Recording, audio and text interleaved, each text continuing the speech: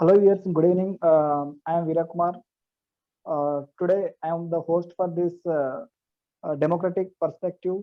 We are conducting this show on behalf of Forum for Democracy and National Integration, Let's Play Buddy.com and Vidyahar Academy. Today, we are having our guest, Mr. Nitin Rajput, sir, Director of NRIAS. We are doing this show to promote awareness about the applied aspects of knowledge. And there is difference in good thing there is difference in good thing and doing a good thing consciously. We are trying to attain knowledge by integrating with our conscience. Sir, welcome to this show. Thank you, Veera. Today we are going to discuss corruption, sir. As you know, corruption is hindering our development, and as you know that our country is a welfare state. We are spending a lot of money in these welfare activities, welfare schemes. Still, we are lagging. We are lagging, and there is so much inequalities in the society. So, what are the reasons for this corruption, sir? There are many reasons and multiple factors, social factors, economic factors, political factors. You can include the religious factors as well, whatever way you want to. But our focus should be on the solution because the more we go into the differences, the farther we will be in achieving the solution. So I will try to focus upon those areas which can bring in agreement amongst the people. So to start with, I will try to give difference between this law and morality. Law is law are those rules which have the sanction of the state, whereas morality are the unofficial rules which are followed by us uh, in our lives. But just because they are not having the legal sanction, uh, we are free to break them at will and nothing will happen to us. We think so. Many people think so in that way. And some people even use the statement, you are not guilty unless you are proved to be a guilty, even if you do the wrong thing. Fine. So it is all for them. It is all about not getting caught. Even if if you are not caught, then there is nothing wrong about it. So that is the moral aspect of corruption, and there is a legal aspect of corruption. But as in case of any dimension, be it inequality, be it justice, be it poverty, be it sustainable development, be it women empowerment, crimes against women, the progress can only happen when the law will uh, keep on getting maximized and there has to be integration between law and morality. In the same way, the corruption can only be minimized or eliminated when we will have the legal aspects of corruption related to it integrated with the moral aspects of corruption. So in this context, the education also comes into the picture, and you are talking about corruption, uh, and uh, but we are not doing anything at the level of education system. We are not teaching our school students uh, the that the morality of staying honest and how our action, our wrong actions, our corruption would lead to the destruction of lives or sentiments or emotions uh, of some other person, and we should be concerned about those things. We have to be empathetic to that level that our actions should not have negative implications on other people's lives. So only when we will take this issue to the level of individual, and only when we uh, integrate the moral aspects of this with the legal aspects, then we can have some progress in this direction in eliminating corruption. And sir, this one of the basic aim of these political parties is to they will be contributing for this nation's development. But once the politician is getting elected, after that he will be forgetting this. So many politicians, not every politician, so many politicians will forget this development, and most of the politicians will involve in this corruption. And one of the why these what are the politicians will do all their activities? Why can't we bring under this RTIs? To bring them under RTI, you will have to become the politician yourself because they are the lawmakers. Okay, so uh, that is on the lighter side. But if we, even as the citizen, we can do a great deal of things. Means we can exert pressure on the politicians if they get to know that the public is getting aware and they have started raising the right questions now, and they understand that whatever techniques they have employed now, the common man is getting aware about it, then they will bring the change. See, it is not like those people are fools over there. Uh, they are highly educated people sitting at the top who are running all these things. Uh, Out of the politicians, it is not like everybody who is becoming a legislator that he is the real leader. They are actually the party workers, or they have some kind of relationship with the real people who are running the show. Okay, those who are really running the show, they are the real leader, and the power center might, and they might not even belong to the field of the politics as well. They might be, and they might not be sitting even in your country. Today, in this globalized world, everything is possible. Things have become global now. There are so many ways I can prove you those things, how things are getting out of your hand. But if you employ democracy in the right perspective, then however far they might be, however mightier they are, they have to be answerable to you, because uh, whatever their policies they make, they get passed through, whatever legislation they get passed through their people, or basically their agents who are working for them. Those agents belong to your community only. They are part of you. They are part of your constituency. You people, we people are voting for them.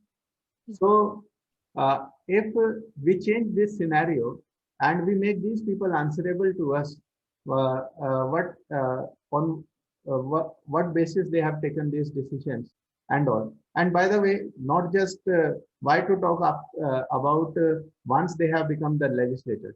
The real solution would come when we will bring the change in the electoral process itself, in the democratic process itself.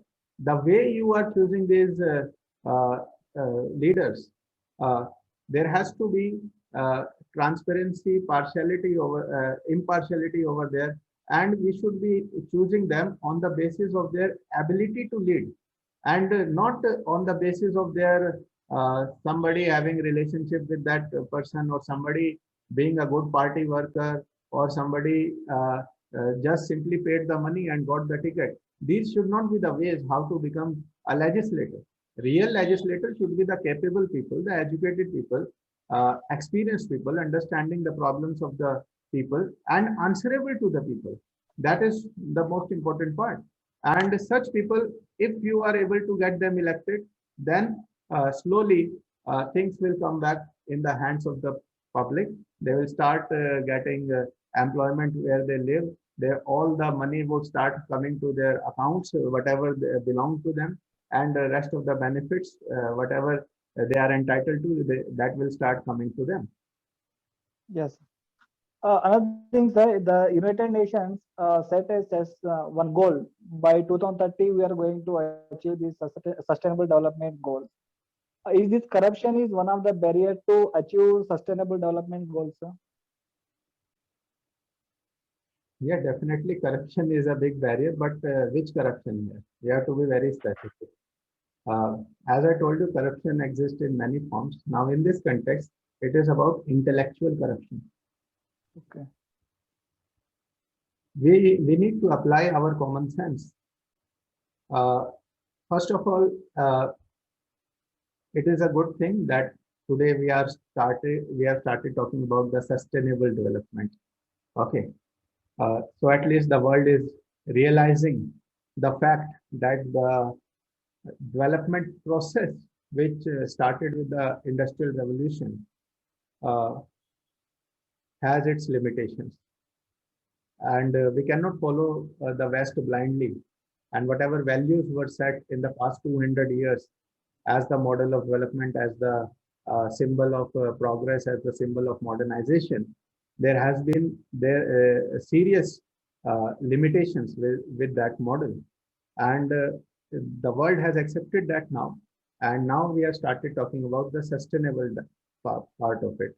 And when we talk about sustainable, uh, actually we belong to a civilization where uh, the best of the values have been integrated in the lives of the people. If you look at these sustainable development goals, what are they talking about there?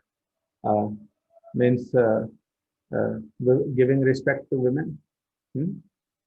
Now we have less time, but I'll just take few of the examples. You are talking about giving respect to women because this is the intellectual corruption which I'm talking Yes. about. It is one of the uh, objective of 17 sustainable development goals. One of the goal is this. Then shall it not be a part of the religion itself, giving respect to the women? Uh, how can you tolerate disrespect to women or inequality to women uh, in terms of religion, which is such an important dimension of the lives of the people? By the way, have they included religion in this thing? How to deal with this religion part? No. Okay. That part is missing because religion is such an important part of the lives of the people. You can have different way to reach out to God, but first of all, we need to accept that there are so many religions, and that is why the secularism becomes such an important topic, which should also be part of that thing. It is what today we are witnessing, by the way, uh, so much violence in terms of religion only, openly.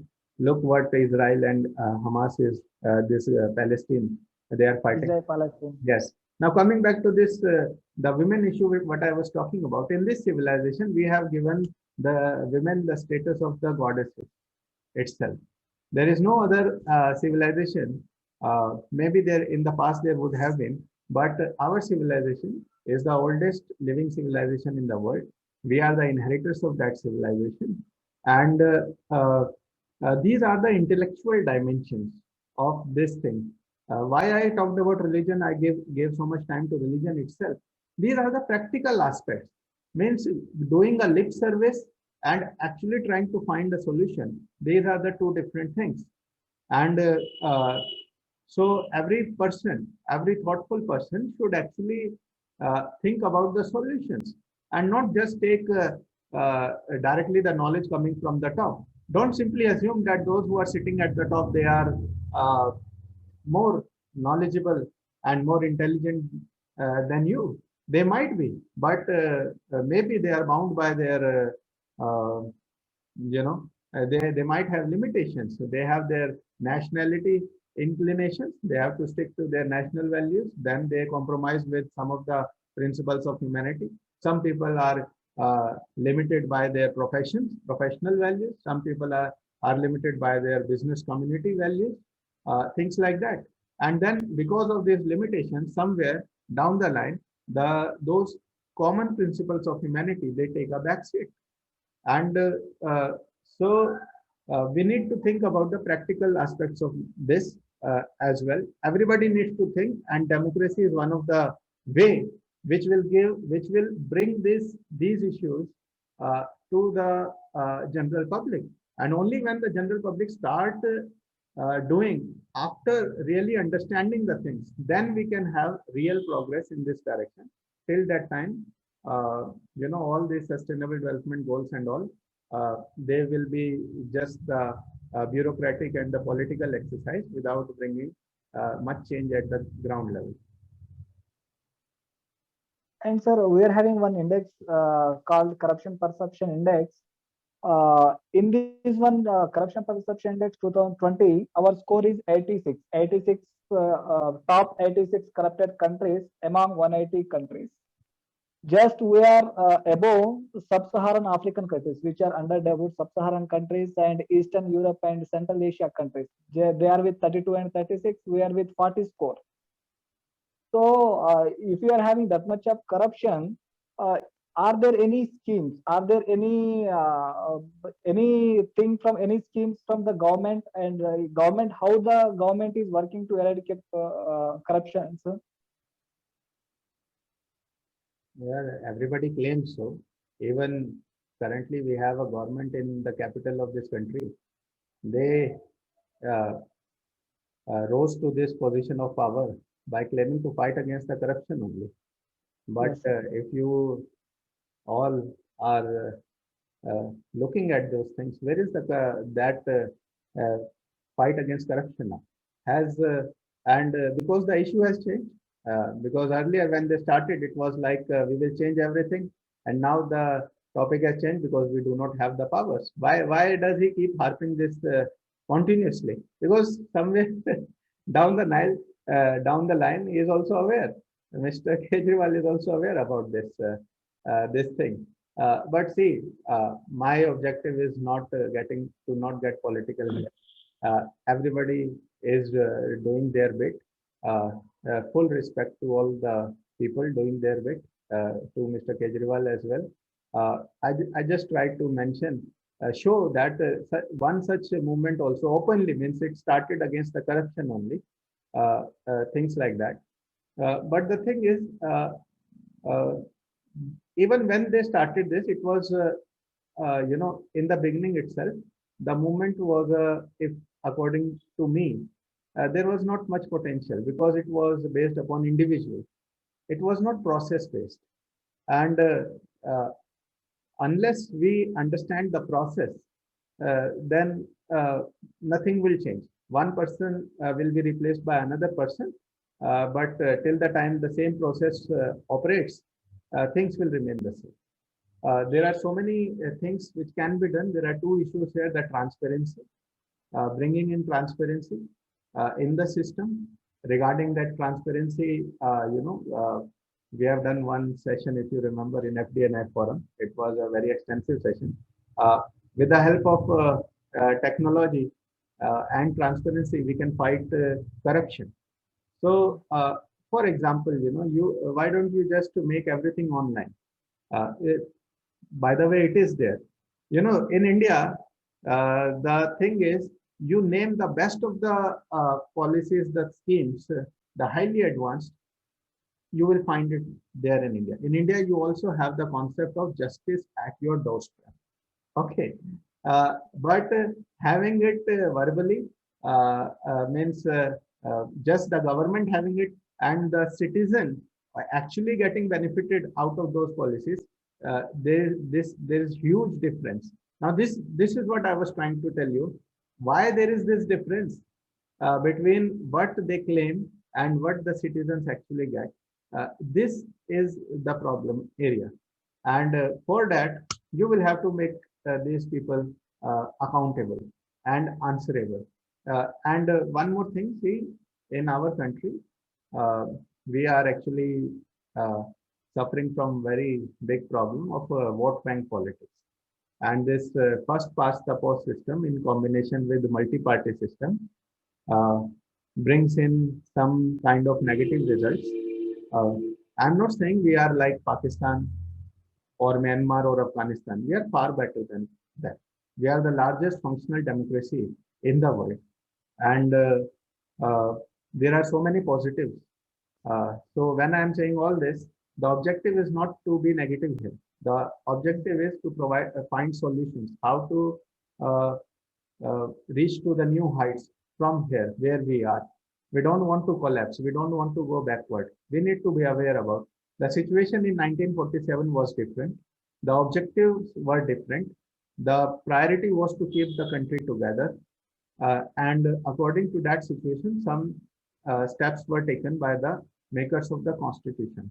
But after almost 75 years of independence, now this is the right time to start thinking about taking it to the next level and bring in some change in our process.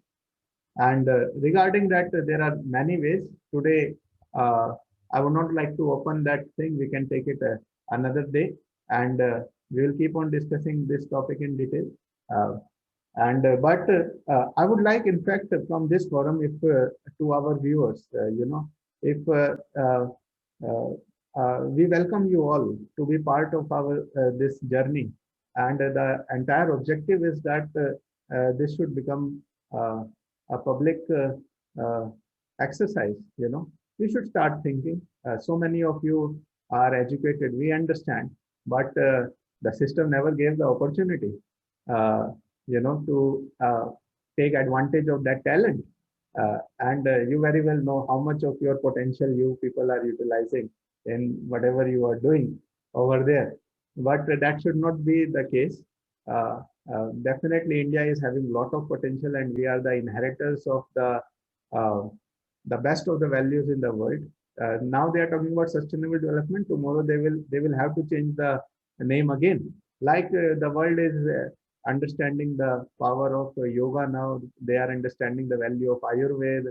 People are drinking that medicinal drink called kada here, and things like that. People will have to come to that thing, because ultimately there is difference between the values for the masses, which can keep the masses happy, and the values which can keep the classes happy. As the world will become more and more transparent, as the people will become more and more knowledgeable, it will be more and more about sticking to the values which keep the masses happy, which is about the real development of the masses and not the classes. So slowly the elite and the top section, they will have to change their language. They will have to come back to those things, to the language which the masses understand, and they will have to provide everything, the best of the values, even to a kid in a remote area of Andhra Pradesh or Nagaland, in his or her native language. In okay, that should be the objective of education. This is how these sustainable development goals, it should not just be the goals, they should be part of learning for every student. And so one last question, sir. We are having the CBI and Central Vigilance Commission to fight against the corruption. So why these organizations are failing to eradicate the corruption? See, please understand the power structure. There are three organs of government: the political executive, permanent executive, the bureaucracy, and the judiciary. Fine.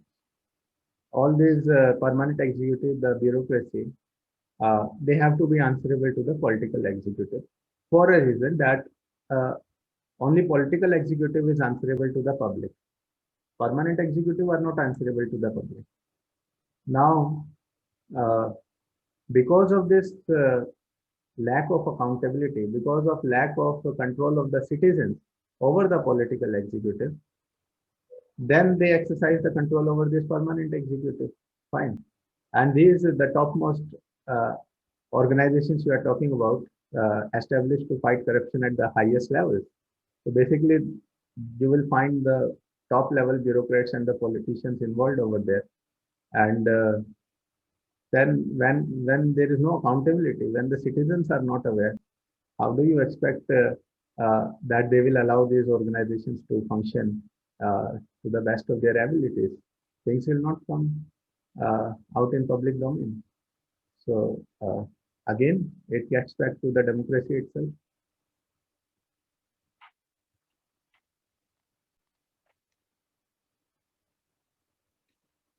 Thank you, sir. That's it from my end. And thank you, viewers. Okay, thank you, Veera Kumar. Thank you. Uh, yeah, I hope you can continue uh, again, and I would like to have more sessions with you. Sure, sir. Sure, sir. Sure. Okay.